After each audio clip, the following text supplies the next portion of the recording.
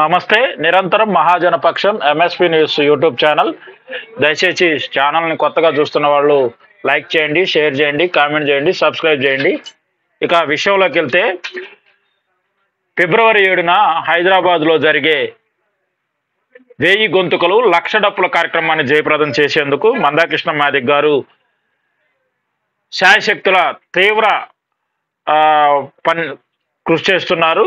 ఈ నేపథ్యంలో ఎస్సీ వర్గీకరణకు మద్దతుగా ఈరోజు సోమాజిగూడ ప్రెస్ క్లబ్లో బీసీ మేధావుల రౌండ్ టేబుల్ సమావేశం నిర్వహించారు.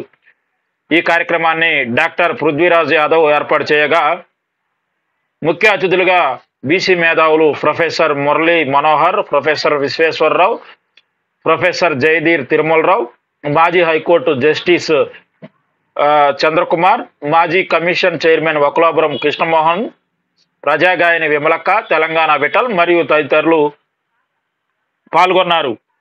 అదేవిధంగా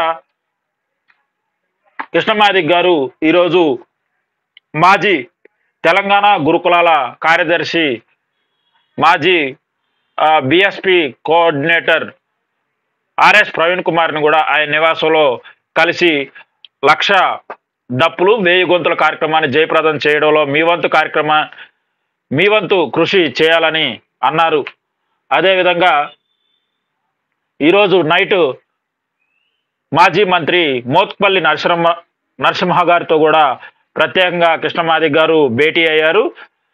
మాదిగ ప్రజాప్రతినిధులను ఈ కార్యక్రమానికి రప్పించి జయప్రదం చేయాలని విన్నవించారు.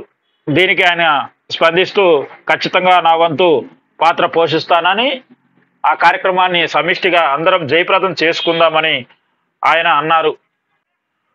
మోత్పల్లిని కలిసిన వారిలో నలికింటి శరత్ చమర్, పాటమ్మ రాంబాబు, దరువు ఎల్లన్న, మిట్టపల్లి సురేందర్ లతో పాటు పలువురు నాయకులు ఉన్నారు.